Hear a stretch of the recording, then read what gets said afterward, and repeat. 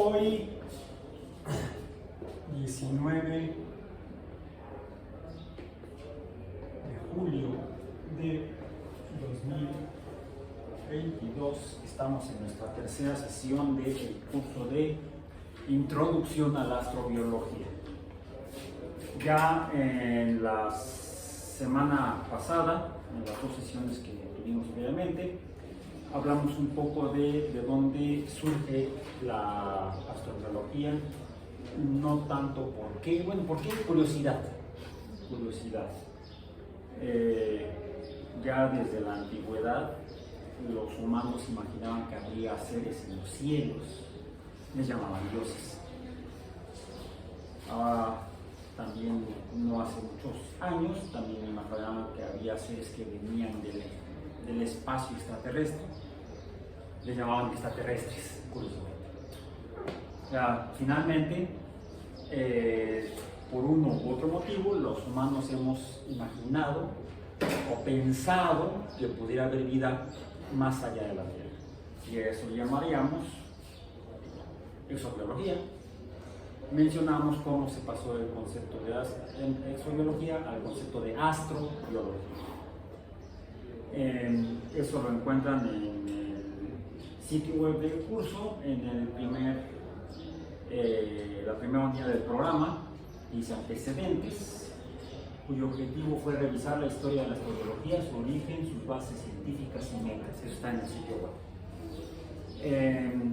Está con fines didácticos, los conceptos y temas relacionados con esos antecedentes, historia de la astrobiología, está dividido en tres rubros, tres temas. El primero, origen y metas de la astrobiología; el segundo, vida en el universo, bases científicas, fuentes de datos, ecuación de Drake; y el tercero, escalas de espacio y de tiempo para el origen y la evolución de la vida donde haya en el cosmos. Y de hecho hay algunas fuentes de información. Las primeras son dos fuentes que provienen o están en un sitio web de la Administración Nacional de Aeronáutica y del Espacio, National Aeronautics and Space Administration. Entonces, administración está acá. Bien. Que es una oficina del gobierno de los Estados Unidos, equivalente más o menos a una secretaría de Estado, más o menos. De hecho, depende directamente del titular del Poder Ejecutivo, siendo una nación con una estructura de poderes del Estado separados o divididos en tres grandes grupos: el Poder Ejecutivo, el Legislativo y el Judicial. Entonces, dependiente del Poder Ejecutivo está la Administración Nacional de Aeronáutica y del Espacio del Gobierno de los Estados Unidos. El titular es un administrador, el administrador general. Y como mencionamos, desde su fundación en 1958, miembros de la comunidad científica norteamericana, en particular Joshua Lederer, microbiólogo, le propuso a la NASA buscar vida afuera de la Tierra a través de las acciones con las cuales esta oficina del gobierno de los Estados Unidos perseguiría alcanzar sus objetivos que estaban en la ley que le dio creación, en el decreto que le dio creación por el presidente Dwight Eisenhower en 1958, en julio de 1958. Y entonces se sientan las bases prácticas para la búsqueda de vida con base en ciencia fuera de la Tierra. Posteriormente dijimos que se cambia el nombre del concepto de exobiología a astrobiología, y hay un sitio web, en el sitio web administrado por la NASA, que es Astrobiology at NASA. Entonces ahí encuentran información. Están dos sitios ligados. Uno que describe lo que es la astrobiología, si acudimos rápidamente a ese sitio, dice, se está abriendo, si pueden hablan ustedes mismos para que no sea esto un soliloquio o un monólogo, sino que sea un coloquio. Y precisamente ahí es donde dice, no mucho después de que la NASA se estableció en 1958, la agencia comenzó los esfuerzos para aprender cómo buscar la presencia, tanto antigua como actual, de vida más allá de la Tierra. Bla, bla, bla, bla, bla, bla, bla. Y aquí revisen ese sitio. De hecho, aparece como, vamos, imagen del sitio, una fotografía de un astronauta plantando la bandera de aquellos sobre la Luna. Y este se titula A History of Astrobiology, el primer vínculo que abrí. Luego vi una fotografía donde están en esa imagen estarían todos los humanos que existían en 1969. De alguna manera, dado que se ve al fondo la Tierra, se ve una nave donde iban dos astronautas norteamericanos, los primeros que descendieron y caminaron sobre la Luna, y esa foto la tomó el único humano que no está en la foto. Estaba en la cámara. Michael Collins la tomó desde el módulo de comando Águila, no mentira, el Águila, no, Columbia se llama. La que se ve ahí es el módulo de ascenso de Águila. Eagle. The Eagle landed before. Earlier. Y la siguiente imagen que aparece es una fotografía tomada por una nave robótica, es decir, no una nave tripulada por astronautas. De eso ahí viene el nombre. ¿Cuál es el nombre de esa nave? ¿Sí la ven? En el pie de foto. El Viking Lander o Viking Lander, o el aterrizador vikingo, dirían en español. No me gusta traducir los nombres a mí. A mí me gusta que me digan Raúl, no, Raúl. Entonces la Viking Lander es una fotografía tomada en la superficie de Marte en 1976. Una de las primeras misiones, por cierto fueron dos naves de descenso que llegaron a Marte en 1976. La Viking 1 y la Viking 2, que aterrizaron cerca del ecuador de Marte.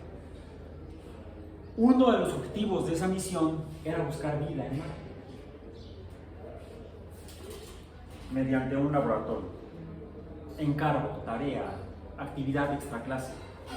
¿Cuál de las dos y cuál fue la forma en la que buscó vida esa nave robótica en Marte?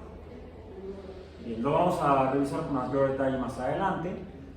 Y luego viene por ahí otra fotografía de donde viene un gusano en forma de tubo. No me voy a detener en esa. Y luego viene otra fotografía abajo donde dice chorros de vapor de agua que salen del hielo de una luna de Saturno, Encelados. Luego viene otra fotografía que es una fotografía microscópica, una microfotografía de un meteorito. Ahí viene el nombre, ALH 84001, que se supone que es un asteroide, que más bien un asteroide impactó Marte hace mucho tiempo, dice 16 millones de años, y hace 13.000 años un pedazo de Marte que salió eyectado de la superficie de Marte por el choque del asteroide con la superficie de Marte, pues cuando uno arroja algo y se rompe, sobre los pedazos de lo que se rompe pueden salir volando, se rompió parte de la superficie de Marte, salieron con una velocidad tal que permitió a algunos fragmentos de la corteza marciana, de la superficie marciana, escapar a la fuerza de gravedad de Marte, y pasearse por el sistema solar hasta que uno de sus fragmentos se atravesó en la trayectoria orbital de la Tierra y atravesó la atmósfera terrestre y cayó en la superficie de la Tierra. Me parece que lo recogieron en Antártico. Se lo llevaron a otros de la NASA, en Houston, creo que en Houston. ¿Crees que pueda la vida tolerar todo ese regreso a la Tierra? Aunque fuera, suponiendo que sea un meteorito gigante o algo. Necesitaríamos, ¿puedo creerlo? Sí. ¿O puedo creerlo? No. ¿Puedo creerlo o no creerlo? Lo que necesitamos es el objetivo del curso de astrobiología. Bueno, esta es introducción, son los principios básicos, son los principios ante, pre, sub, infrabásicos, iniciales para pensar en seguir estudiando la búsqueda de vida fuera, no solamente fuera de la Tierra, sino en toda, al menos la galaxia de la Vía Láctea. Por eso es un curso introductorio, no es un curso a profundidad de lo que es la astrobiología. ¿Por qué? Por la naturaleza misma de este campo del conocimiento humano con base en ciencia, que es la astrobiología, que como vamos a ver a lo largo del trimestre, no es en China ni otra. Vamos a ver por qué y a tratar de entender por qué es así. ¿Por qué no existe la licenciatura en astrobiología en ningún lugar del planeta Tierra? No lo hay. ¿Por qué quien quiera dedicarse a la astrobiología primero tiene que estudiar una licenciatura en ciencias, de preferencia en ciencias naturales, podría servir en ciencias sociales, ¿por qué no? Para obtener una formación científica básica en algún campo del conocimiento de las ciencias y luego con esa base de conocimientos ir más allá y empezar a preguntarse, con base en ciencia, ¿es posible que exista vida? Más bien, ¿de qué depende que exista vida en la galaxia, al menos en la galaxia de la Vía Láctea? ¿De qué depende que haya vida en la Tierra? Y quizá en algún otro lugar, además de en la Tierra. Ese es el objetivo del estudio, logos, de la vida en los astros. Okay. Entonces, con base en ese estudio científico, deberíamos contestar a tu pregunta. Si imaginamos que pudiera haber habido vida sobre la superficie de Marte hace 16 millones de años, y un asteroide que se atravesó en la trayectoria orbital de Marte colisionó con la superficie y salió un montón de pedazos de la corteza terrestre primero, la vida algún tipo de vida que hubiera en la superficie de Marte hubiera sobrevivido al madrazo. Primera pregunta. Necesitaríamos argumentos científicos para decir si es posible. Es más allá de la posibilidad, es probable. ¿Cuál es la diferencia entre posible y probable? Posible es nada más, es una pregunta binaria. ¿Sí o no? ¿Puede suceder? Es posible. No puede suceder, no es posible.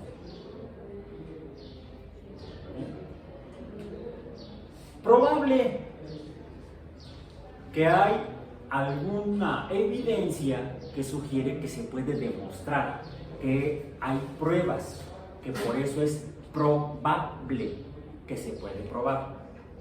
Y una herramienta de esa prueba, de esa probabilidad, una herramienta es la matemática de las probabilidades. Entonces podemos dar hasta números de si es grande la probabilidad. De hecho, usamos en matemática de probabilidad la unidad 1 como máxima posibilidad probable, demostrable de que algo sí puede suceder, y hay evidencia de que sí puede suceder, y además sí sucede. Probabilidad 1. O no puede suceder. Probabilidad 0. Todo lo intermedio, entre los valores en mayores a 0 y menores a 1 nos da una mayor posibilidad o menor posibilidad con base en evidencias cuantificables. Por eso usamos la matemática. Si no se puede cuantificar, si no se pueden asignar valores numéricos de algún tipo, entonces no podemos usar herramientas de las probabilidades matemáticas para poder demostrar que algo es posible o no lo es. ¿Sí?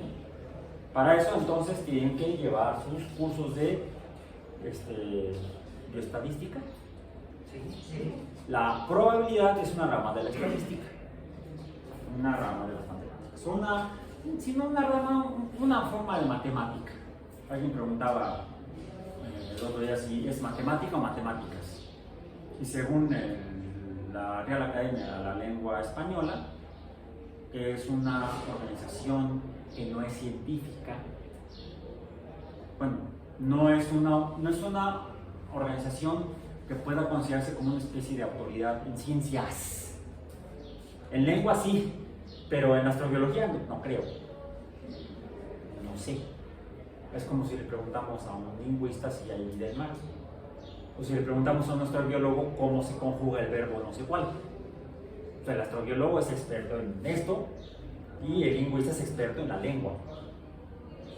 A veces sí, la academia, la Real Academia Española y las academias nacionales de los países hispanoparlantes, de hecho hay una academia de la lengua española en los Estados Unidos, una academia nacional de lengua española en los Estados Unidos, porque se habla español ahí, al menos se debería hablar en los lugares que eran antes era territorio mexicano, e incluso territorio español como la Florida. Pues hay descendientes de los habitantes de aquel tiempo que siguen hablando español. Y por eso es que existe una academia de la lengua española en los Estados Unidos. Cierro paréntesis, cultural de la Fundación ABO. Entonces, sí, a veces la academia puede consultar a expertos en campos de conocimiento específico para ser más preciso y no decir burradas, o no escribir burradas, establecer como reglas del español algo que no es, que estuviera errado, vamos a decir. Sin H. Errado sin H. Errado con H es porque tiene herraduras. Como los caballos, es con esos zapatos. En inglés es horse show, zapatos para caballo. Zapatos de caballo, horse show. Herradura. Bien, bueno. Luego vienen otras fotografías, las cuales no me voy a detener. Ese es el primer vínculo que está en el tema 1 de antecedentes, que fue algo que para revisar la semana pasada. Algo que quiero especificar respecto a cómo trabajamos, cómo abordamos estos temas durante este curso. Hay materiales para irse enterando de qué carambas es esto y todo lo que tiene que ver en el sitio web, para que ustedes los consulten inicialmente, para que ustedes los vean. No tiene mucho caso que yo ande repitiendo lo que ya está escrito. Yo he asumido un papel, diría un rol de canela, podría ser. Un rollo de canela. La canela es una planta existente. Ese es un rollo sobre la canela. Yo he asumido el papel de abordar esto con base en lo que está en esas fuentes de información y otras que no están ahí. Por ejemplo, lo que puede estar en este libro, que no está ahí, porque este libro no está digitalizado. Sí. Poner toda la información que hay sobre la astrobiología en un sitio web es de locos. En la NASA hay muchos locos, hay mucha información ahí. Pero tampoco está toda. Hay información en las otras agencias espaciales que existen hoy en día en el mundo y que abordan la astrobiología. Por ejemplo, en el sitio web de la Agencia Espacial Europea, vamos a poner acá la información, entonces de las primeras organismos, instituciones, grupos de gente que se dedican a averiguar esto, están algunos de los que trabajan en la Administración Nacional de Aeronáutica del Espacio de los Estados Unidos. Hay todo un grupo de Astrobiology que son los que administran ese sitio web, Astrobiology at NASA. astrobiología en la NASA. Pero además de en la NASA, de que en la NASA hay astrobiólogos en otras agencias espaciales del mundo, como en la Agencia Espacial Europea, European Space Agency. De hecho, podríamos ponerla a Agencia Espacial Europea, AAE, la Agencia Espacial Europea, en español, con siglas en español, porque de hecho la Agencia Espacial Europea es un consorcio o una asociación de agencias espaciales de varios países europeos y de otros organismos o instituciones que formalmente no son agencias espaciales, pero que existen en algunos gobiernos de países europeos. Como por ejemplo, está la Agencia Espacial Italiana, que así se llama en italiano, la Agencia Espacial Italiana. Está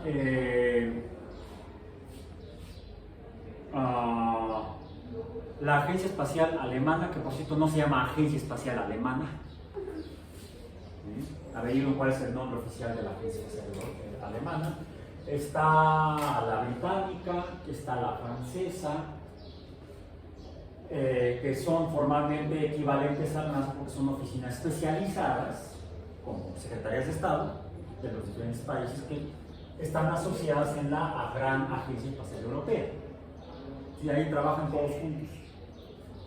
E incluso, decía yo en español, porque aunque España no tiene una agencia espacial nacional, dependiente del Ministerio de Cultura, el equivalente a lo que sería una Secretaría de Cultura de la corona española, en el Ministerio de Cultura hay una oficina, sería equivalente al nivel de subsecretaría, encargada de los asuntos espaciales y que lleva a que el gobierno español esté asociado a la Agencia Espacial Europea. Entonces, hay técnicos, ingenieros, administradores y científicos españoles trabajando en la Agencia Espacial Europea. De hecho, hay un grupo muy importante de astrobiólogos españoles colaborando con los proyectos de investigación astrobiológica que lleva a cabo la Agencia Espacial Europea. Entonces también busquen información respecto a Astrobiology at ESA, sería en inglés, porque están aquí los británicos. Y además colaboran en proyectos con la NASA. Otra es la CSA/ASC, que es la Canadian Space Agency o Agence Spatiale Canadienne, o está en francés. Francia es un país en el que se hablan oficialmente dos idiomas, el inglés y el francés. Por eso es la CSA/ASC, la Agencia Espacial Canadiense, que también cuenta con personal, con científicos que abordan temas astrobiológicos y trabajan en colaboración con las otras dos. Mencionamos la semana pasada uno de los proyectos más, el proyecto más reciente y está empezando a operar como investigación astrobiológica, el del telescopio espacial James Webb, JWST, JUST. Este telescopio es administrado de hecho por estas tres agencias. Por lo tanto, hay científicos que están bajo el auspicio de estas tres agencias utilizando este telescopio, por ejemplo, para estudios astrobiológicos. Y la información que estarán generando, si bien ya los resultados de las investigaciones científicas se publicarán de la manera convencional que se hace en ciencia, que es tradicionalmente a través de papers, entrevistas especializadas, también es muy frecuente que incluso previo a la publicación de los artículos, algunos resultados preliminares se publiquen a través de los medios de comunicación oficiales de estas tres agencias espaciales. Por ejemplo, en Astrobiology, en NASA, o en la Agencia Espacial Europea, o en la Agencia Espacial Canadiense, y a través de sus diversos medios de comunicación hoy en día, los cuales uno encuentra en internet, en las llamadas redes sociales. Afortunadamente, estos tres organismos científicos cuentan con redes sociales, en internet, y entonces sí, hay información astrobiológica científica, auténtica, en internet. ¿No te viste eso en internet? Debe ser falso. No, espérame, lo vi en el sitio web de acá, de acá, de acá. Yo no lo vi en el History Channel. ¿Sí? Por eso es importante cuáles son las fuentes de información científica.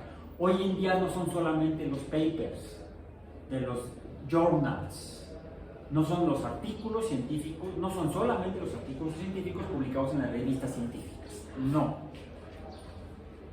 Muchos organismos, instituciones científicas hoy en día hacen publicaciones preliminares de tipo noticioso a través de sus medios electrónicos, en internet, e incluso, ¿dónde lo viste? Seguramente en algún canal en YouTube, sí, en el canal de la NASA, o en el canal de la ESA, de esa o de la otra. ¿Sí? Pero sí, si lo ven ahí, al menos hay evidencia científica que lo apoya, que lo sostiene. Iba a decir que lo soporta, pero es un barbarismo. Support. ¿Sí? No, ese es un barbarismo. ¿Sí? Un barbarismo es el uso inadecuado de una palabra o un idioma en otro. ¿Bien? Okay. Hay un segundo vínculo de este mismo sitio, Astroaero NASA, en ese primer rubro, sitio web, me lo quiere abrir, que es la descripción de qué es la primera que vimos, o que mencionamos, fue la de historia de la astrobiología. La que sigue ya una descripción que no me lo quiere abrir, no sé si ustedes ya les abrió. Así, aquí está. Está abriendo. About Astrobiology. ¿Sí? Alguien ya le abrió como para que lo pueda leer. Y tableta todavía no termina de abrir. Lo que, bueno, me abrió ya una foto de la New Horizons. No, Cassini, dice, una representación artística de la nave espacial Cassini de la NASA.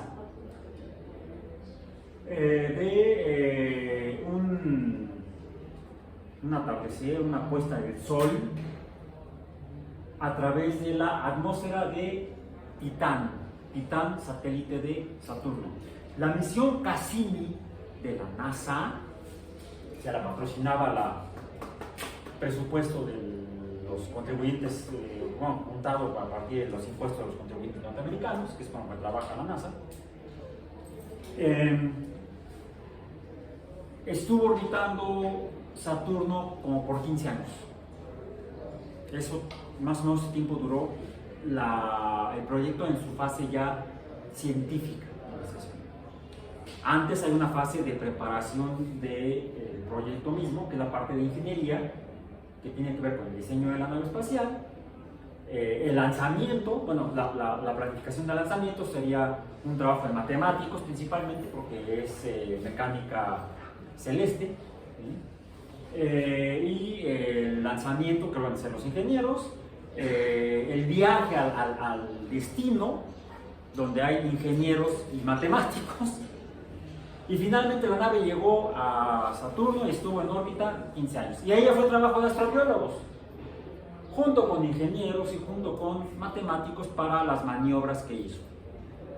Por ejemplo, poder tomar este tipo de fotografías de ese estilo. Esto es una imagen artística.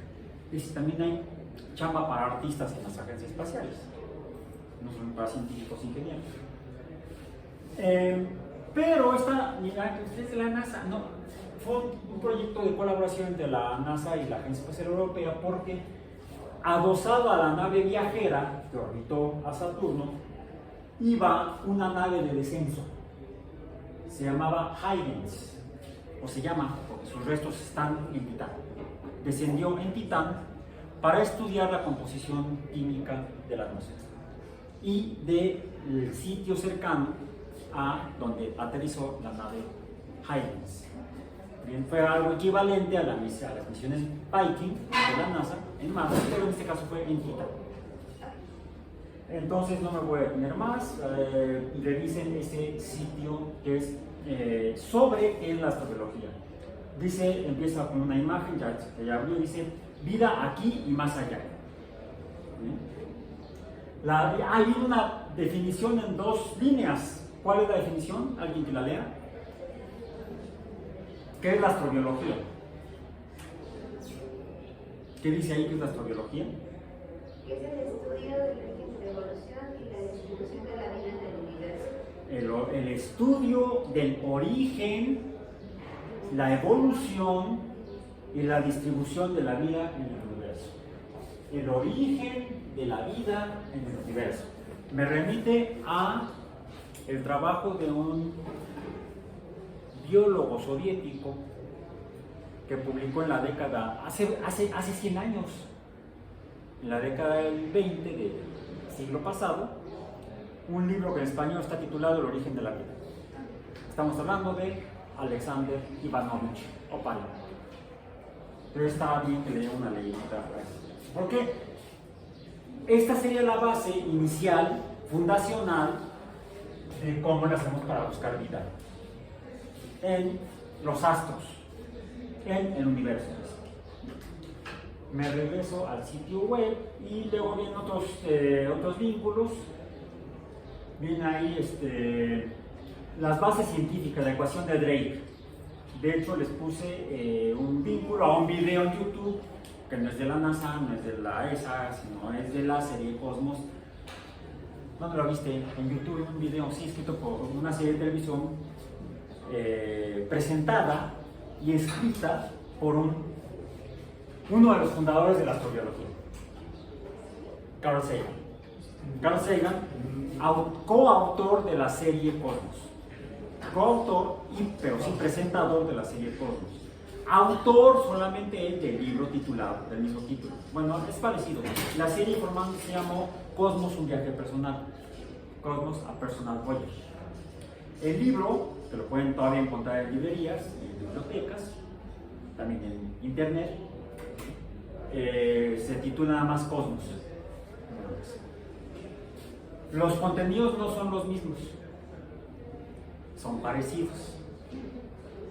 Y el libro de Cosmos cuenta con 13 capítulos, la serie cuenta con 13 episodios, se llaman igual los episodios y los capítulos, y los contenidos de algunos capítulos son iguales, de otros son parecidos.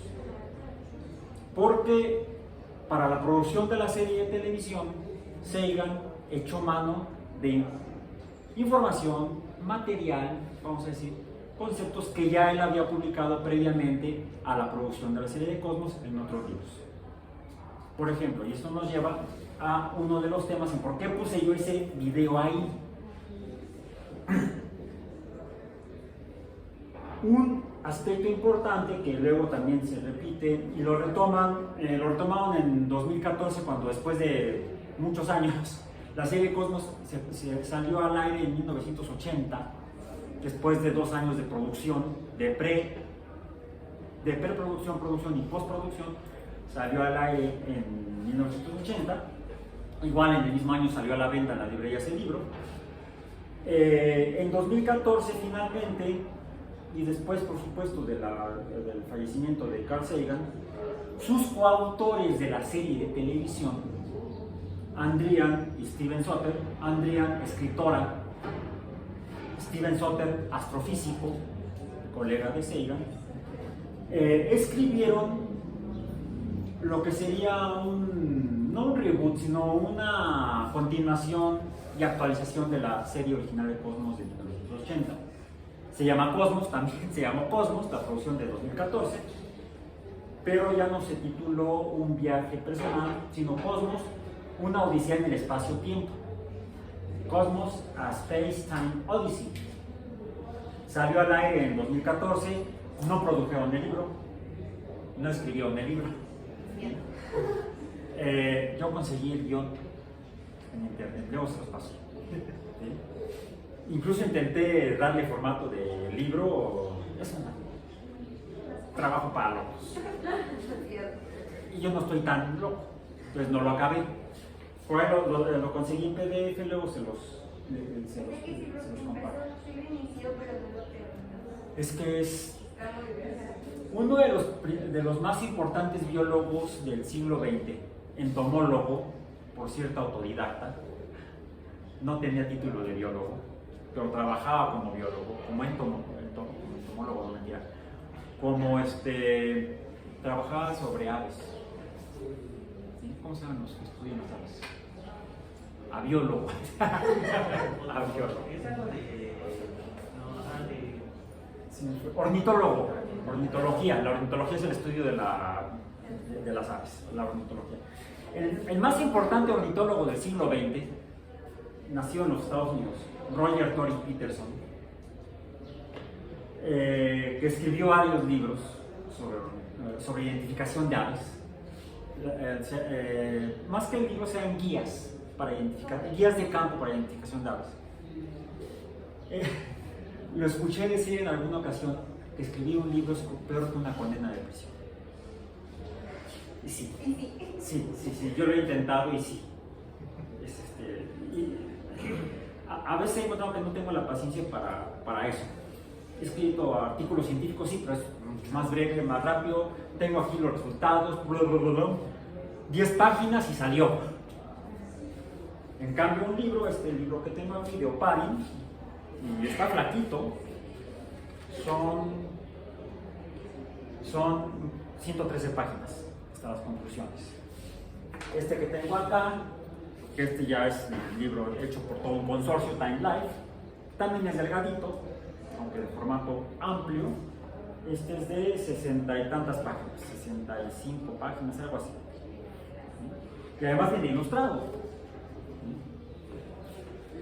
Por eso le tengo mucho aprecio a Copérnico, que se aventó un mamotreto de este pelo. Ya lo acabo de leer. Entonces, bueno, si es difícil leer un libro, es más difícil escribir. Ok, entonces, no escribió en el libro, pero pues ahí está la serie. Retomaron algunos de los temas que abordaron Sagan, Dryan y Sutter en la serie de 1980, y de los libros de Sagan lo retoman para la serie de 2014, y uno en particular es el calendario cósmico.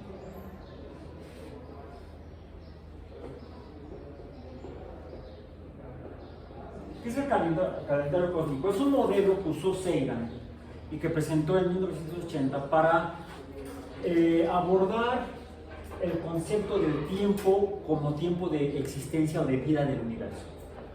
¿Sí?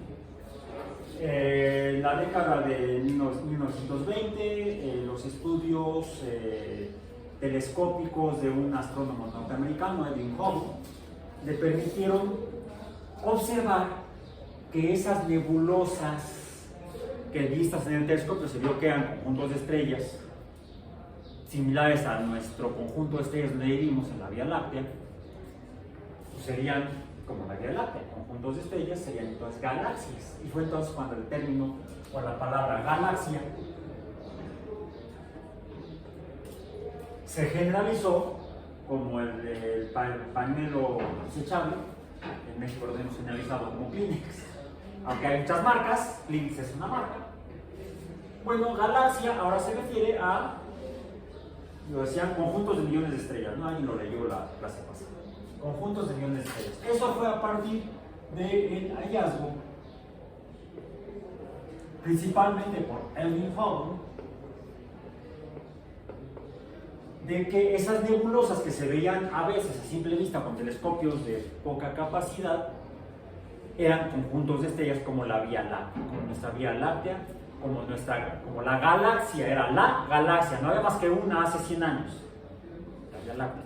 Ya les dije que en un diccionario de hace 100 años, que en español decía galaxia, Vía Láctea, galaxia. Y hoy en día, ya ustedes lo revisaron, galaxia es conjuntos de millones de estrellas. Dirían por ahí miles de millones de estrellas, no billions and billions of stars. Entonces, el hallazgo de Hubble llevó al concepto de que hay más galaxias que la Vía Láctea, pero no solamente eso. Cuando él revisó algunos aspectos físicos de lo que él encontró en las galaxias, con base en lo que observó, la interpretación de sus observaciones o de los resultados lo llevó a la conclusión de que las galaxias se movían, todas se mueven, pues los planetas, las estrellas se mueven alrededor de las galaxias, se mueven en las galaxias, dentro de las galaxias, y los planetas que están en estrellas se mueven alrededor de las estrellas. Pues las galaxias también se mueven, pero no tanto orbitándose unas a otras, hay casos en los que sí, pero la mayoría se mueven alejándose todas unas de otras, como si hubieran salido huyendo todas juntas, quizá al mismo tiempo, de un lugar. Y de ahí surgió el concepto de que las galaxias, bueno, yo le puse ahí las galaxias, estas, se alejan entre sí. O sea, si aquí había una galaxia, acá otra, acá otra, acá otra, acá otra, y las fotografías que hemos visto del JUST, efectivamente, algunas, las más lejanas a nosotros, se ven como puntos de luz, como si fueran estrellas, pero no son estrellas, son galaxias. Estas que están aquí así, todas se alejan unas de otras.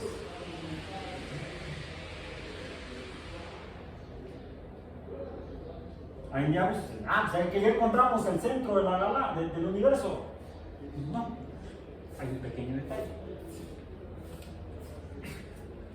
Aunque sí surge el concepto de que quizá en un momento dado estuvieron todas juntas, en un punto,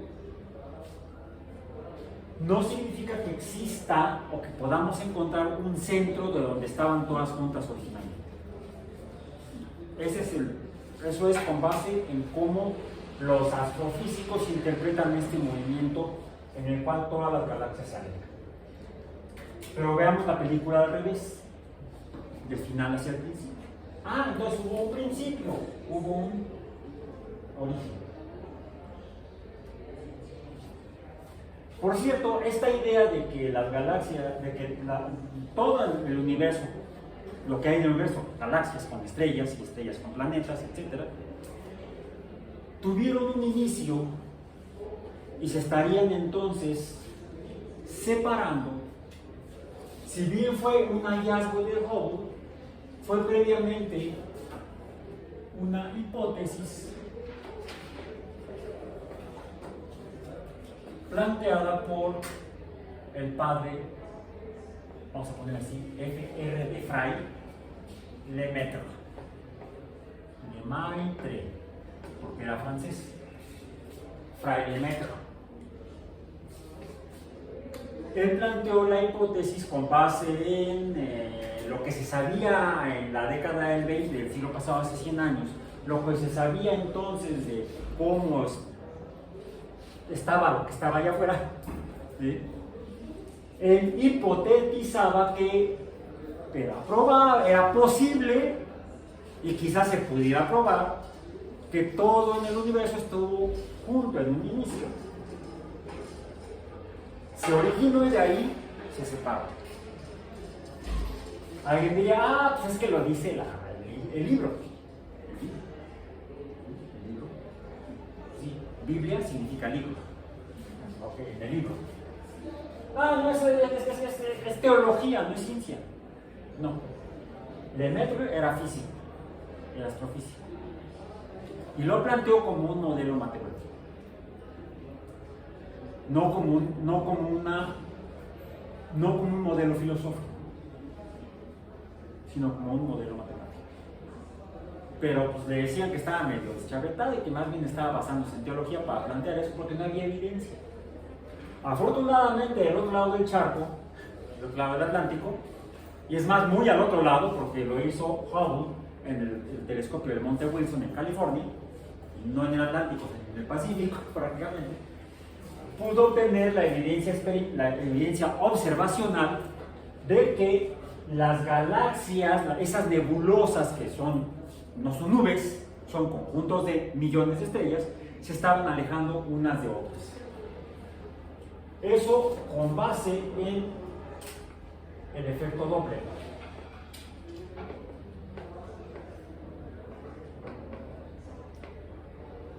Entonces, revisen también por ahí el efecto Doppler, cómo le sirvió a Hubble para poder llegar a la conclusión de que las galaxias se alejan entre sí.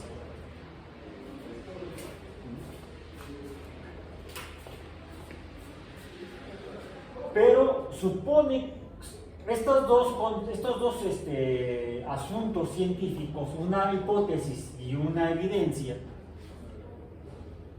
se interpretan en el hecho de que hubo un origen y que al momento en el que Hubble tomó la imagen o las imágenes, pues esto hablaría de un cambio en el espacio, de dimensiones o magnitudes en el espacio, que se había llevado a cabo en una magnitud de tiempo. Y ese tiempo, en el tiempo de Carl Sagan, en 1980, se estimaba la edad, o el tiempo desde el origen hasta el momento actual del universo,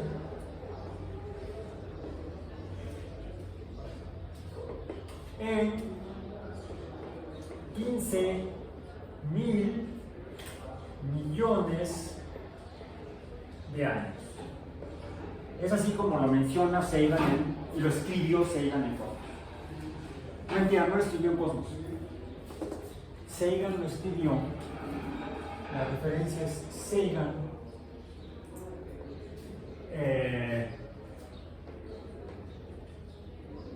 Dragons Eden.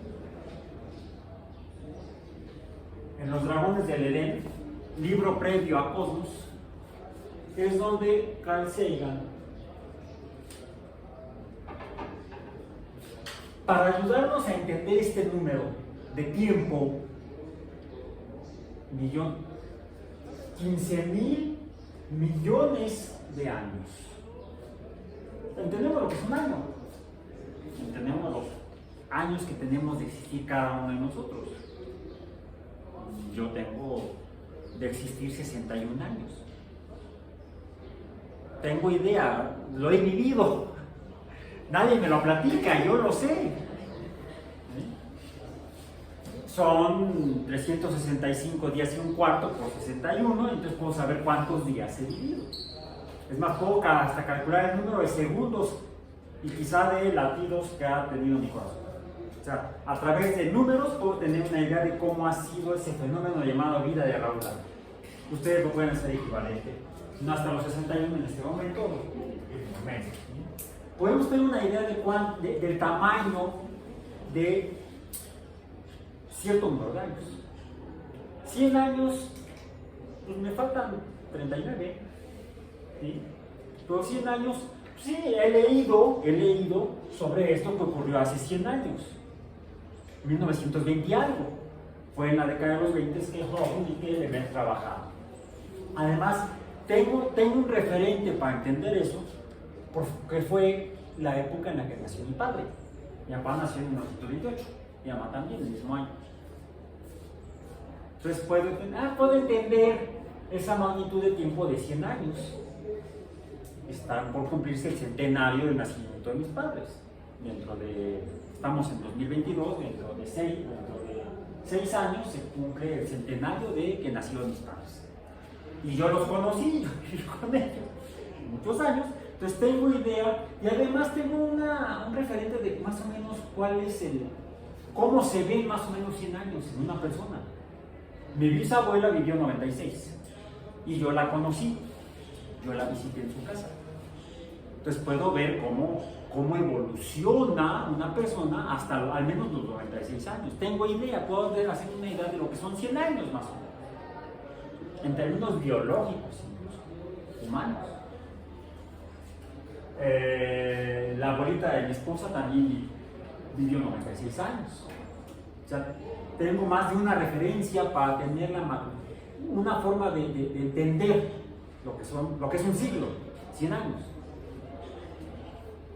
10 veces más. Digamos que ya entendí lo que es un año, es más fácil, es muy fácil. 10 años tampoco es tan difícil.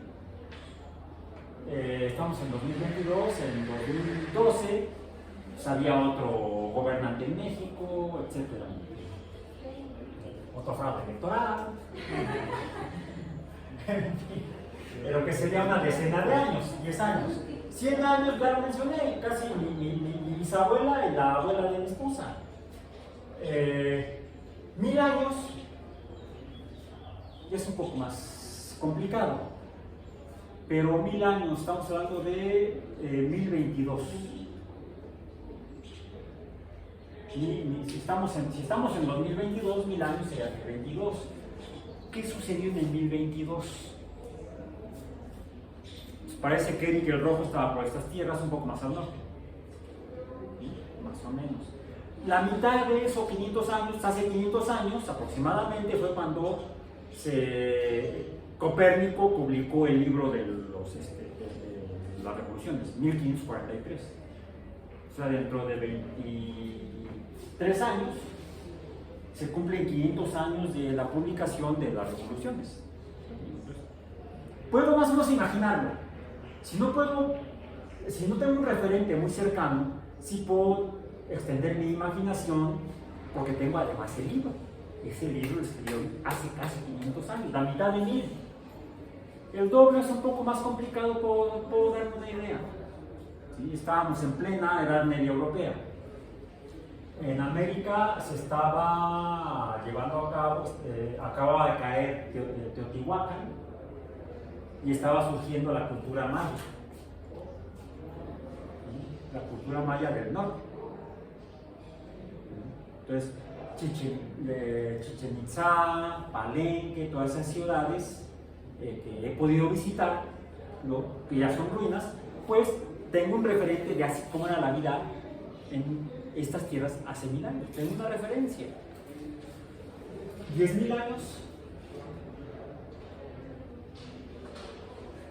10.000 años, 10.000 años. Dicen que hace 10.000 años llegaron los primeros humanos al continente americano a través del estrecho de Bering.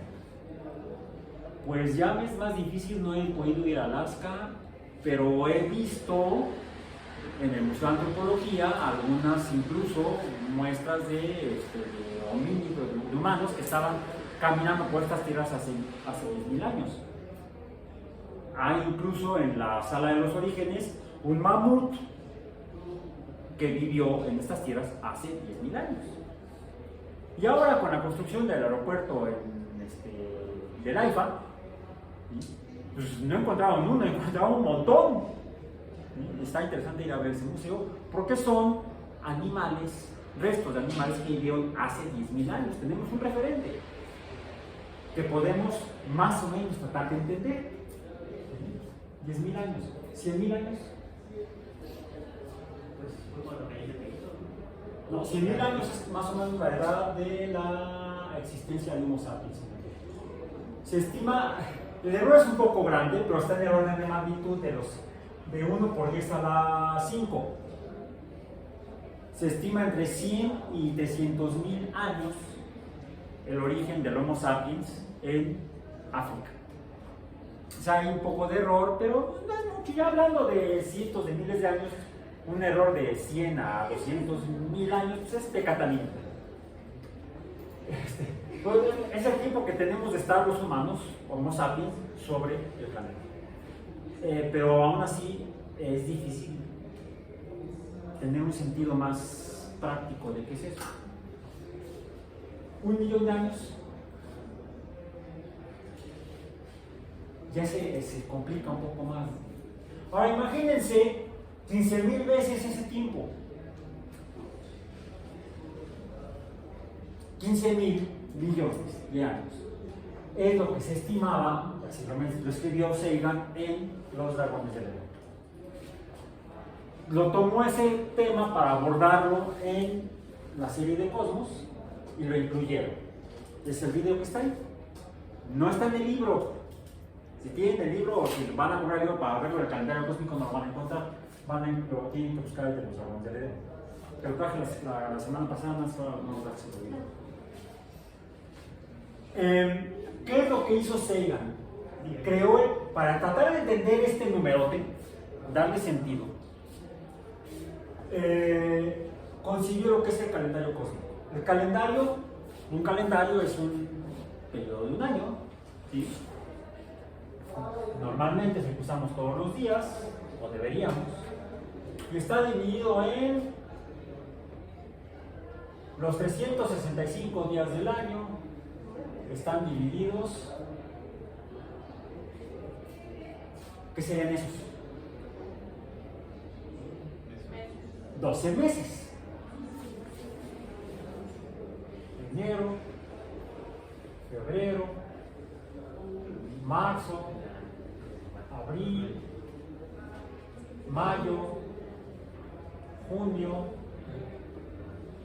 julio, agosto, septiembre, octubre, noviembre y diciembre. Pero no se refiere a 365 y un cuarto periodos de vueltas del Sol a la Tierra, del Sol aparente a la Tierra, que no es eso, rotaciones de la Tierra. Por eso vemos que el Sol sale y el Sol se mete, no sale ni se mete de ningún lado, simplemente una ilusión óptica debido al movimiento de rotación de la Tierra. No es eso, sino que divide en 365 días los 15.000 millones de años. Hagan la división, 15.000 millones entre 365. Entre 12 mejor, entre 12 meses. Los 365 días y un cuarto fueron lo que Copérnico y otros matemáticos y astrólogos le ayudaron a la Iglesia de Roma para corregir el calendario juliano y aprobar por el Papa, hacer aprobado ese calendario por el Papa Gregorio en 1582, y es el calendario que usamos. Entonces usa el calendario gregoriano para hacer un modelo de lo que sería el calendario del universo a 15.000 millones de años, según lo publicó en los Dragones del Edén. ¿Bien? Es decir, tendríamos, además de una manera idealizada, ¿sí? Los 365 divididos acá. ¿Cuánto sería por mes? ¿Cuántos años serían por mes? Si lo dividimos entre 12, promedio, porque tenemos meses de 30 días, de 31 días y uno de 28 días a veces y de 29 días, otros en otras ocasiones, que es febrero, pero más o menos a cuánto equivaldría un mes cósmico del universo o el cosmos si fuera de 15.000 millones de años. 250 millones de años. Serían un mes, serían aproximadamente, dijiste, 1.250 millones. 1.250 millones, siguen siendo muchos, ¿no? 1.250 millones. Ahora divídanlo entre, tenemos 52 semanas, estos son meses. Mes. En semanas, un año tiene 52 semanas. El mismo número de cartas que tiene una baraja inglesa. Ahorita sí no me acuerdo, no, me di cuenta de eso. No, en 61 años no me había dado cuenta de eso. Las 52 semanas, si son 52 semanas en un año, ¿a cuántos años del universo corresponde una semana cósmica?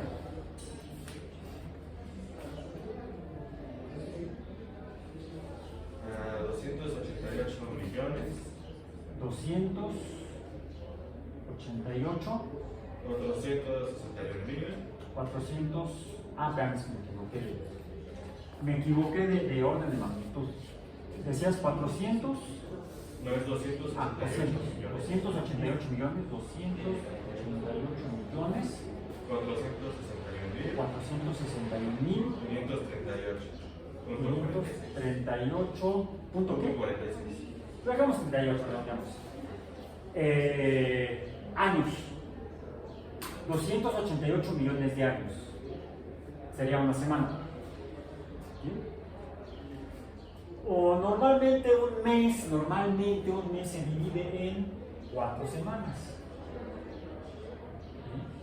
Quiere decir que la última semana del año, el último mes del año serían 1.250 millones de años en el calendario cósmico de 1980, porque Los Dragones del Edén es previo a Cosmos, pero lo publica en televisión en Cosmos en 1980. Entonces pongamos como fecha esta, en 1980, entre paréntesis, en 1980 se estimaba en 15.000 millones de años. Entonces, un mes serían 1.250 millones de años. El 1 de diciembre del año cósmico sería el año 1.250 millones atrás. ¿Qué había en la Tierra en el año hace 1.250 millones de años? ¿Qué había en la Tierra entonces? Ahora sí los dinosaurios. No había ni dinosaurios. O sea, ni siquiera. No había ni habría bacterias quizá. Se estima que la vida en la Tierra surgió hace 3.500 millones de años. 3.500 millones. O sea, serían 2.500 millones de años al 1 de noviembre. O sea, en octubre se habrían formado las primeras bacterias. Ahí están las primeras bacterias. En octubre. ¿Sí? Apenas en octubre. ¿Cuándo se formó la Tierra? La Tierra tiene aproximadamente 4.500 millones de años. Serían entonces, ¿cuánto serían? Aquí serían 2.500. Hace 5.000 millones de años que se habría formado el sistema solar. El sistema solar se habría formado a principios de octubre, más o menos, el 1 de octubre, vamos a decir. Aquí se habría formado el Sol. Ahí está el Sol, solecito, calienta en un ratito. El primero, entre el 30 de septiembre y el 1 de octubre se empieza a formar el sistema solar. Hace 3 meses, en el calendario cósmico de 1980. ¿Okay? ¿A cuánto corresponde un día cósmico? Dividan los 1.250, no mentira, los 15.000 millones de años entre 365, olvidémonos del cuarto de día. Cuando se mandan 300. Entonces, un día cósmico sería, ¿cuánto? 41 millones. 41 millones 95.890 41 millones de años, un día cósmico. O sea, al amanecer del 31 de diciembre, ¿qué existía en la Tierra hace 41 millones de años? Eso sí, ya no había dinosaurios. Los dinosaurios se extinguieron a finales de noviembre, en la última semana de noviembre, hace 65 millones de años. Más o menos, según el meteorito. Según la hipótesis o la teoría, podemos decir, porque hay mucha evidencia que sugiere fuertemente que fue el asteroidazo o cometazo de Chicxulub que provocó la extinción de los dinosaurios. Sería a mediados de noviembre, ¿no? Porque sería 41 más 20, más o menos, sería a mediados de noviembre. Aquí fue cuando caput.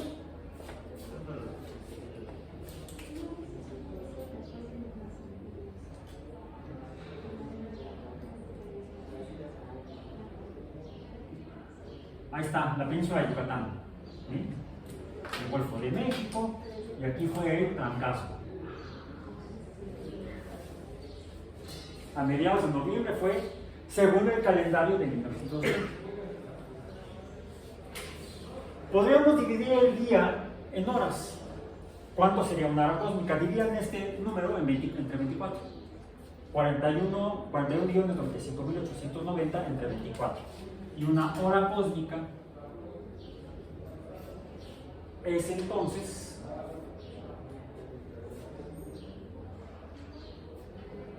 es 1.712.328. 1.712.000. Me equivoqué otra vez. 1.712.000, ¿cuánto? 328. 228 días. O sea, los primeros no homínidos, no, sí, los primeros homínidos tienen más o menos esta antigüedad. Entonces, de acuerdo al calendario de 1980, hace una hora que habían surgido algunos de nuestros ancestros.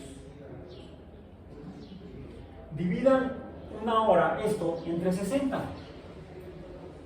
Un minuto cósmico.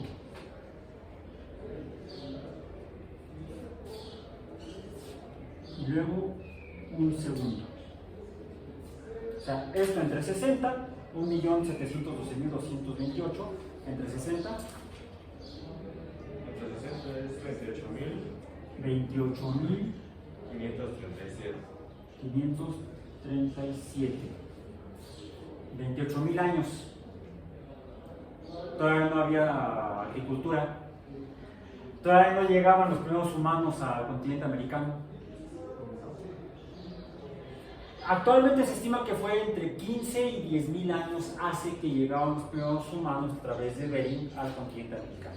Sería entonces como que la mitad de esto, más o menos 14.000 años. Quiere decir que hace medio minuto llegaron nuestros primeros antepasados al continente. ¿Sí? ¿Cuánto es un segundo? Esto entre 60. 475 años. Hace un segundo hemos descubierto o inventado la ciencia. En el calendario de 1980. Hoy en día sabemos,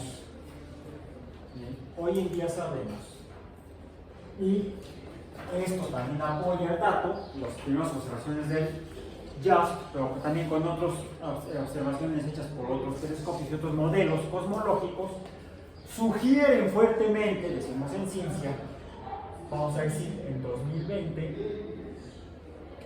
que la edad del universo es de 13.800 millones de años.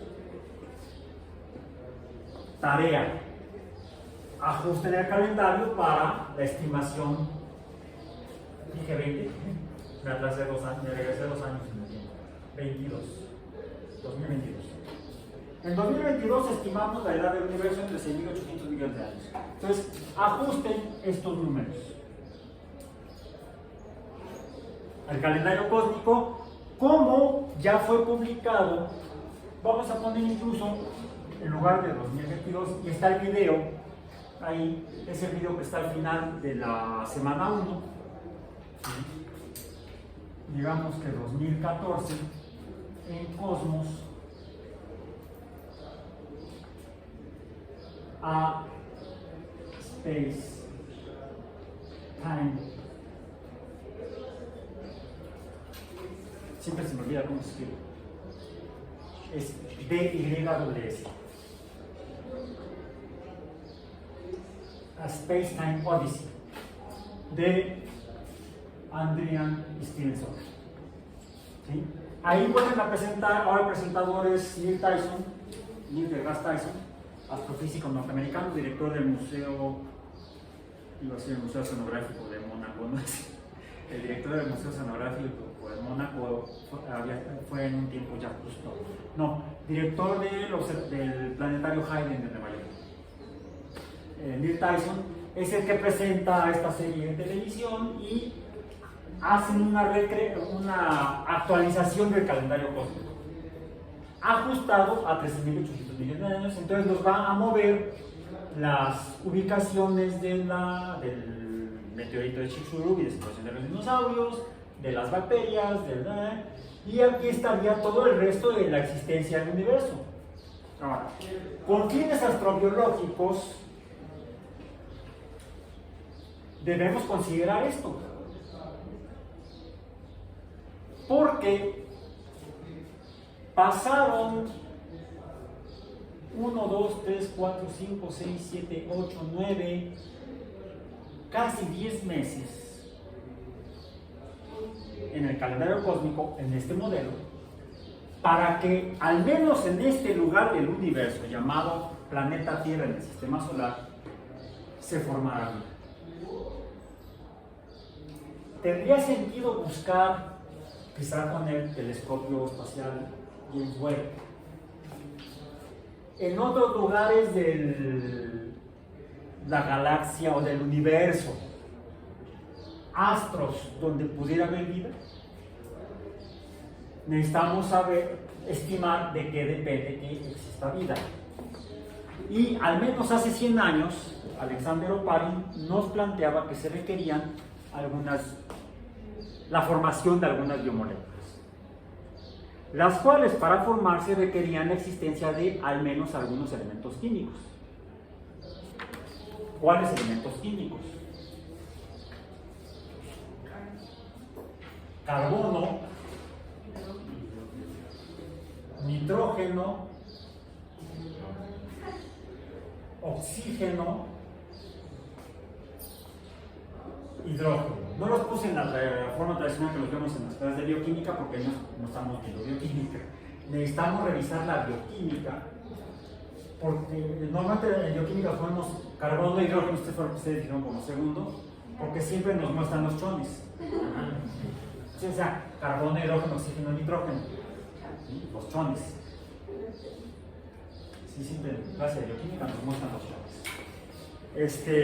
Aquí vamos a ver un poco en cuanto. ¿Por qué puse yo carbono, nitrógeno, oxígeno e hidrógeno? Primero porque al menos en la Tierra los seres vivos están químicamente basados en carbono. El proceso de manejo de la información biológica, química, para que se conserve la vida a través de la reproducción, para que el mensaje de un ser vivo pase a otro, además del carbono, es indispensable el nitrógeno.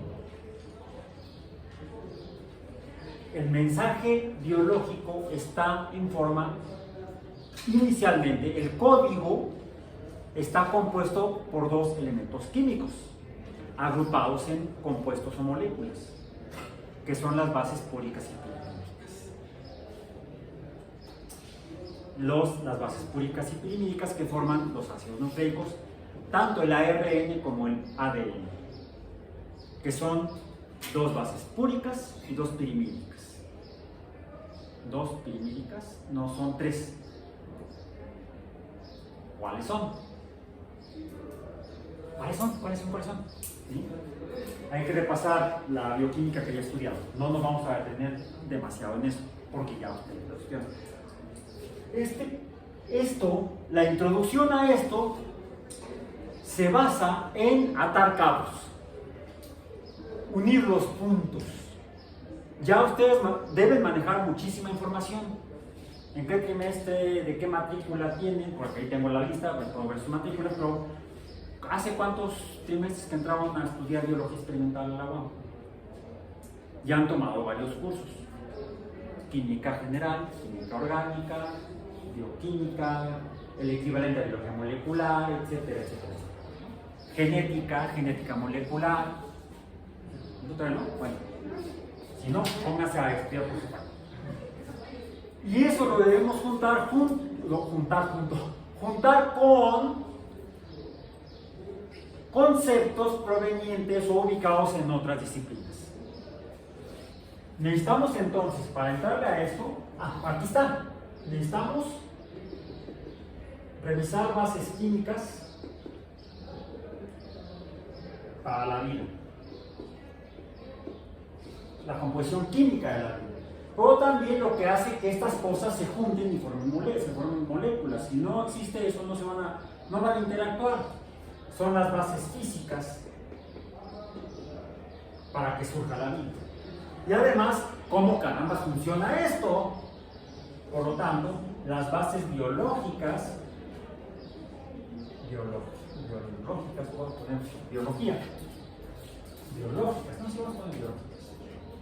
las bases biológicas de la vida.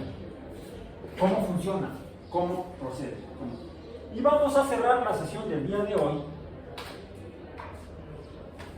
con lo que sí viene ya en el sitio web, en la página de la unidad 2, física de los astros, las condiciones para la vida, como la conocemos, al menos donde sabemos que hay en la Tierra.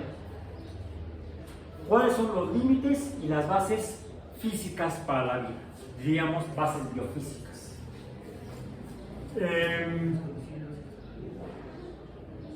En el sitio web hay dos referencias. En el CIPI puse más referencias, en algunas otras, por favor, revísenlas. Aquí vamos a consultar rápidamente estas dos referencias que están en el sitio web. La primera es una tabla en formato de PDF, ¿sí? Que se titula ¿Qué hace a un mundo habitable? ¿Qué hace a un mundo habitable? Y lo que nos muestra aquí son pero desde el punto de vista físico inicialmente y un poco químico. Si pueden abrir la tabla en sus dispositivos, háganlo, para que no sea solamente de mi parte la expresión de los conceptos e ideas.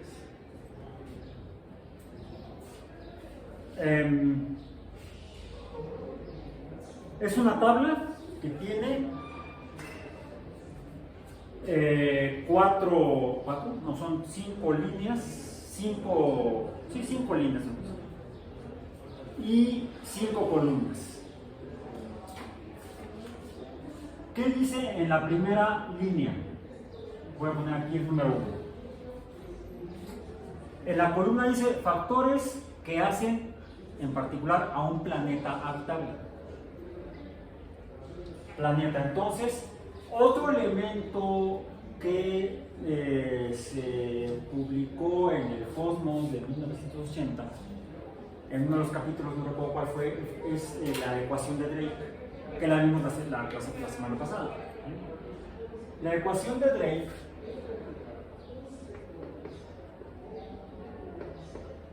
la voy a escribir aquí nada más. Es una forma de calcular, de estimar el número de civilizaciones, no necesariamente lugares donde hay vida, sino más allá. Civilizaciones que habría al menos en una galaxia, digamos en nuestra galaxia, que este número depende, vimos, de varias variables, de varias cantidades que deberían poder cuantificar. La primera es la tasa R asterisco, que es la tasa de formación estelar, multiplicado por, ¿cuál es la segunda variable de la ecuación de Drake? Es una fracción. La fracción de estrellas que tienen planetas. Ese es su índice P. Por eso aquí, en esta tabla, alude a la segunda variable de la ecuación de Drake. ¿Bien? Que es factores que hacen a un planeta, estos planetas, pero que sea habitable. ¿A qué se refiere? A la tercera variable de la ecuación de Drake, n subíndice e, el número de planetas ecológicamente viables. Ecología sería que existe el ambiente para que haya seres vivos. Por eso es que dice factores que hacen a un planeta habitable, es decir, que nos den números para n subíndice e. Y ese es ¿cuál es el primer factor? El primero que dice en la tabla. ¿No lo encuentran? ¿Dónde está? En el sitio web. ¿En dónde? En el sitio web del curso, ¿Física de astros? déjenme ver, me regreso acá. Aquí está, en el 2, física. Pues dije, lo que vimos primero fue lo de la semana pasada. ¿Sí? Lo de la semana pasada donde vimos todo esto. ¿Sí? Okay, bueno, al menos está en el sitio web. En el 2, que es física de los astros, está entonces física de datos, condiciones para la vida como la conocemos, límites y sus bases. Dice, What makes a world habitable? Lunar and Planetary Institute, 2015, universidades, la Asociación de Universidades para la Investigación Espacial, es el sitio web, ¿correcto? Y es un PDF. Hay otra referencia que está abajo que dice Townsend, Extrasolar Planets and the Search for Life. Planetas extrasolares, uno de los objetivos de estudio del TRUST. La búsqueda de planetas más allá del sistema solar. ¿Bien? Ok, vamos entonces a la tabla. Con eso vamos a cerrar el día de hoy. Ahora sí me encontraron la tabla. Sí. ¿Cuál es el primer factor o concepto a considerar? Temperatura. ¿Qué dice?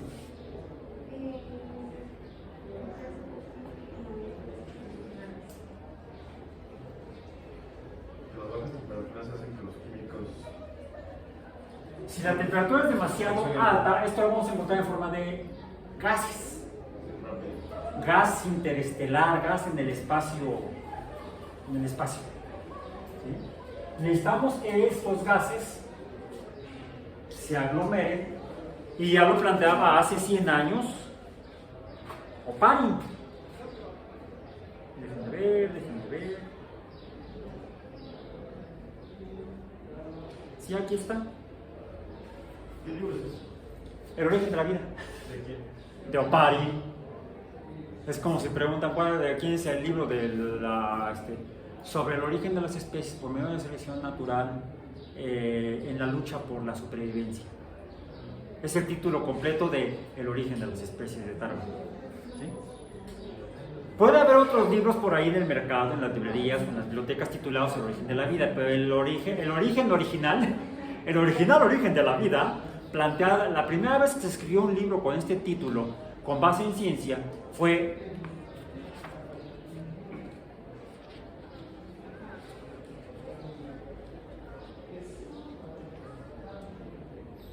la traducción se hizo en 1955, pero en realidad lo publicó en 1922 Alexander Oparin. Está aquí en la solapa. Dice, Alexander Ivanovich Oparin nació en Uglik, Rusia, en el año de 1894. Murió en Moscú el 23 de abril de 1980. Poco antes vino a México y no lo pude ver. Vino a la UAM, bueno, no vino, se presentó en la UAM Xochimilco, dio una conferencia ahí. Estaba yo en la prepa. Estábamos en clase de física, y cuando le dijimos al profesor, es que vino Oparin. ¿Cómo que vino Oparin? No le dijeron. Sí, vino Oparin. Dio una conferencia en Xochimilco, en la UAM. Casi nos mata el profesor. ¿Por qué no me dijeron? No hubiéramos ido. Es que pensamos que no nos iba a dar permiso. Aprendí entonces que más vale pedir perdón que pedir permiso. Sí, fue su única y última voz. ¿Mandé? Fue su primera y última. Sí, vino una vez, que yo recuerde, vino una vez a México. El que lo trajo entonces había sido discípulo de él, Toño Lascano. Toño Lascano fue el que fue a Moscú por Alexander Oparin, lo trajo a México y lo llevó a la UAM Xochimilco. También estuvo en la Facultad de Ciencias de la UNAM. En 1922, a la edad de 28 años, formuló en un comunicado a la Sociedad Botánica de Moscú, me recuerda a Mendel, sus planteamientos teóricos y experimentales sobre el origen de la vida, publicados en 1924. Y desde entonces han sido la base de todo trabajo de este siglo del siglo pasado, para aclarar cómo aparecieron las primeras células en este planeta. Digo el siglo pasado porque esta edición es de 1990. La primera edición de este volumen o de este ejemplar fue en 1994 por Ediciones Coyoacán, Sociedad Anónima de Capital Variable. Cuarta reimpresión es esta, 2002. Se ha estado reimprimiendo este libro. Lo pueden encontrar o en la biblioteca de aquí de la unidad, o lo compren en librerías. Ediciones Coyoacán SASB. Avenida Hidalgo 47, Colonia del Carmen, de la Alcaldía de Coyoacán. Todavía dice delegación. En fin. Entonces aquí muestra un retrato de Darwin. ¿Sí? muestra cómo podrían haberse formado moléculas al acumularse, agregarse, a partir de los elementos químicos que existirían en el espacio interestelar, dentro de las galaxias, entre las estrellas, en las nubes de gas y polvo. Esas serían nebulosas o polvosas, podemos decir. Bien, bueno. Entonces, los elementos químicos que estarían ahí tendrían que obedecer a las leyes físicas. ¿Cuáles? ¿Cuáles leyes físicas? A las fuerzas. Inicialmente, con base en mecánica clásica. No necesitamos, en este momento no necesitamos la mecánica relativista ni la mecánica cuántica todavía. Sí, para interpretar esto, la mecánica cuántica y la espectroscopia. Sería la F subíndice G, fuerza de gravedad newtoniana. Porque la fuerza de gravedad newtoniana nos dice que esta depende del producto de las masas. ¿Cuáles masas? De esta materia, la cual se estaría atrayendo con base en el cuadrado de la distancia y multiplicados por la constante. Entonces, si hay masa suficiente, se debe agregar. Pero estamos hablando de elementos químicos, átomos. Los átomos tienen masa y si es suficientemente grande la masa, deben atraerse y agregarse. ¿Cómo están hechos los átomos? Pues el más simple, el hidrógeno, está formado por un protón y un electrón. Deberían poder atraerse estos átomos de hidrógeno, pero hay un pequeño problema. F subíndice E mayúscula, no es hierro. La fuerza eléctrica de Coulomb, una constante por el producto de las cargas entre el cuadrado de la distancia. Hay un pequeño problema aquí. Cargas iguales se requieren. Entonces podrían acercarse los gases de hidrógeno, los átomos de hidrógeno, pero no podrían unirse, porque habría repulsión electrostática. ¿Qué se requiere? Una temperatura adecuada, para que entonces se venza esta fuerza repulsiva y entonces puedan unirse. Es un balance entre fuerzas: fuerza gravitacional, fuerza eléctrica, fuerza térmica. Bien, segundo factor, la presencia de agua. De hecho, debe haberse formado el agua a partir de hidrógeno y oxígeno. Entonces tiene que haberse vencido esto de acá y haberse formado moléculas compuestos de agua. ¿Bien? En la Tierra hay agua y del agua depende la vida. Si no hay agua, pero ¿qué tipo de agua? H2O subíndice L, agua líquida. Si el agua está en forma de vapor, si el agua está en forma sólida, las reacciones químicas sean extremadamente lentas. La velocidad de la reacción depende del estado de reacción de la materia y depende de la temperatura también. A temperaturas demasiado altas, las reacciones químicas no se llevan a cabo. A temperaturas demasiado bajas, las reacciones son demasiado lentas.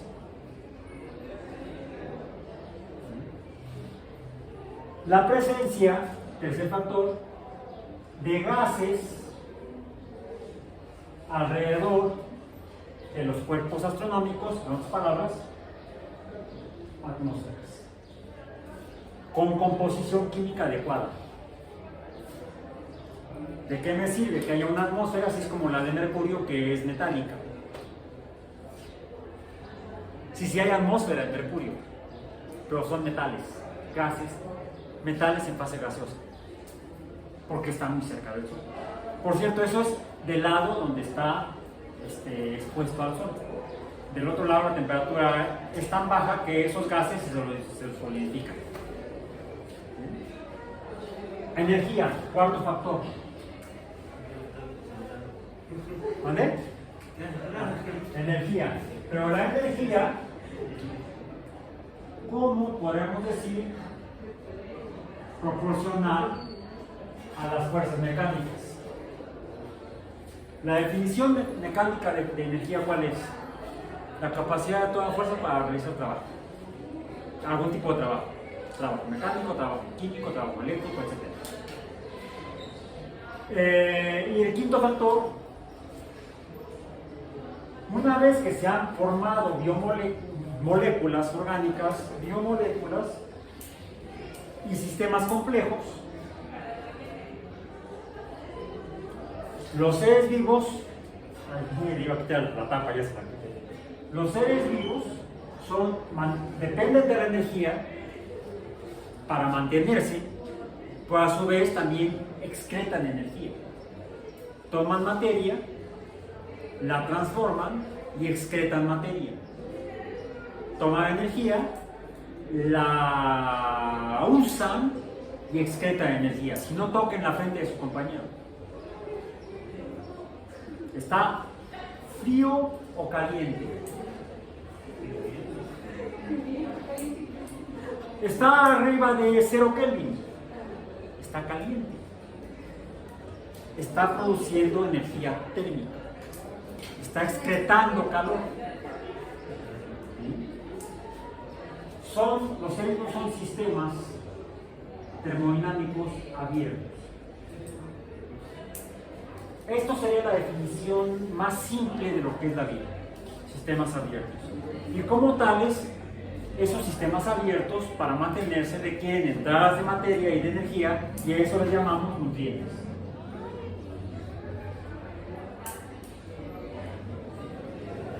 Hay diferentes tipos de nutrientes. Hay nutrientes químicos y físicos, dependiendo de los procesos metabólicos. Hay en general dos tipos de metabolismo para el proceso de energía, para la obtención y transformación de la energía. Cuando transforman materia, le llamamos quimiótrofos. Cuando transforman energía electromagnética, le llamamos fotótrofos. Y eso existe en algunas zonas alrededor de las estrellas, donde hay otros astros llamados planetas, que es donde inicialmente la ecuación de Drake sugiere buscar vida, en planetas. Ya donde existan esas condiciones alrededor de los planetas, de las estrellas, es donde consideraremos la existencia de una zona donde puede haber vida, que llamamos zona habitable. No puede estar demasiado cerca de la estrella como Mercurio, y tampoco podría estar demasiado lejos de la estrella como Júpiter, Saturno, digamos un planetoide, Plutón, ya los planetas planetoides. En estos años, por aquí, se enviaron 2 naves a estudiar los planetas gigantes del sistema solar exterior. Y se obtuvieron las primeras fotografías cercanas de lo que entonces eran 4 puntitos de luz vistos con telescopio. Esto es con fotografía. Las rayas no están en el cielo, esas se las pinté yo a la foto. ¿Sí? Esta es la cabeza del toro, Tauro. Esta es la de Barán, uno de los ojos del toro. Y esto es Júpiter, tomado con una cámara fotográfica con un lente de 300 y tantos milímetros. Luego les doy bien los datos. No, 450 milímetros. ¿Sí? Con una exposición de 10 segundos. Rápidamente vean lo que se observa por arriba y por debajo de Júpiter.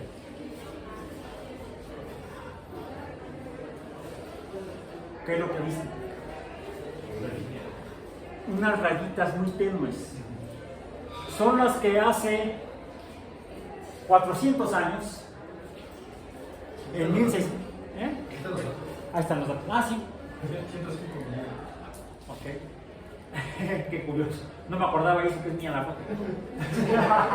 Más como la tengo ahí guardada. El Galileo en 1610, en los primeros meses, entre enero y abril de 1610, apuntando su anteojo o telescopio, observó 4 estrellas que nadie había visto antes, como moviéndose alrededor de Júpiter. Esta es una de las fotografías. Esto ya es un arreglo, esto no es fotografía, esto es, le pintaron la nave arriba a la fotografía de Europa, uno de los 4 satélites galileanos descubiertos por Galileo. Estrellas le llamó él, estrellas melicias, lo mencionamos las pasadas. Bueno, hasta antes de 1979, que fue cuando llegó la primera Voyager a Júpiter, acá está Júpiter, esto es fotografía real, lo que está en fondo es fotografía real, pudimos observar de cerca, finalmente, a los 4 estrellas o satélites galileanos. Y entonces encontramos que son como mundos y sus superficies son interesantes. Habría que actualizar la ecuación de Drake, porque recordemos que fue planteada en 1961. Todavía se las mostré en 1971 en el libro de la compilación hecha por Sagan. Bueno, en 1979 cambiamos la forma de entender a esos satélites. Ya no solamente sería necesario buscar vida en planetas, sino también en satélites, de lo cual estaremos revisando la próxima sesión. Por hoy terminamos.